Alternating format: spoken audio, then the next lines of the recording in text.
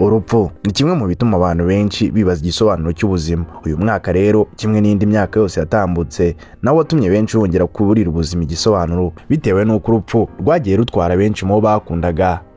Tugeze mu mpera z'umwaka wa 2025 tugana mu mwaka mushya wa 2026. Muri uyu mwaka turi gusoza, u Rwanda rwabayemo ibikorwa byiza bitandukanye kandi bikomeye. Icyakora n'umwaka usize hari benshi ku mazina yarazwi cyane mu nzego zitandukanye babuze ubuzima muri uyu mwaka, ibyasize agahinda n'umubabaro mu buzima bwa benshi babakundaga.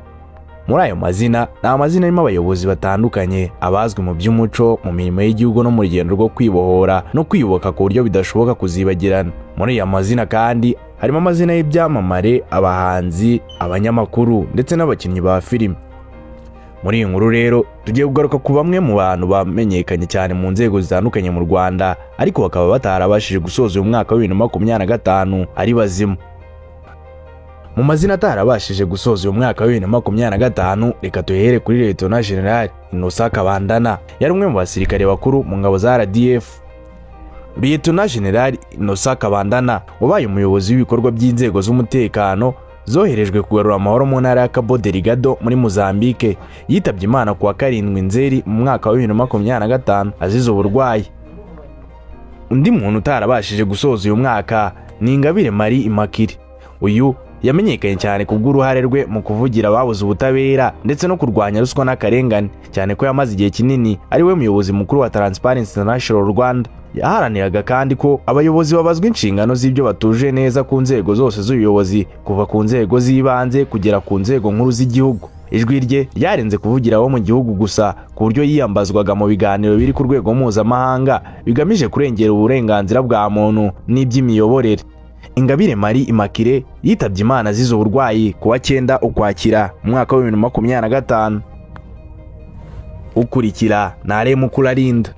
Alain Mukurarinda wanamenyekanye cyane nka Alain Muku yari umuvugizi wungirije wa guverinoma, akaba umunyamategeko, wanigeze kuba umucamanza mukuru w'u Rwanda ndetse yanakoze ibindi bikorwa birimo iby'umuziki no gufasha abahanzi.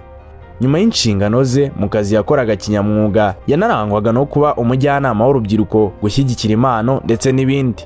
Uyu akaba yaritabye Imana kuwa 4 Mata mu mwaka wa 2025 azize indwara y'umutima.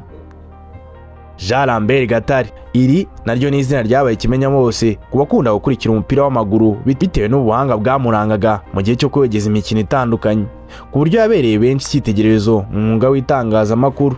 Uretse ibyo, ni umwe mu bari bafite izina rikomeye cyane mu bijyanye no kwamamaza, ku buryo wasangaga ibigo bikomeye bimwiyambaza ngo bifashe kumenyekanisha ibikorwa byabyo. Jean Gatare Lambert yitabye Imana kuwa 22 Werurwe 2025 aho yari yaragiye kwivuriza mu gihugu cy'Ubuhinde.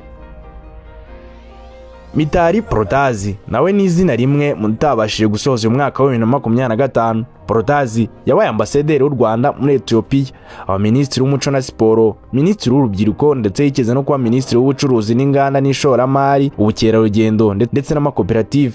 Yitabye Imana kuwa 2 Kanama mwaka wa 2025, akaba yaritabye Imana afite imyaka 32 y'ubukure.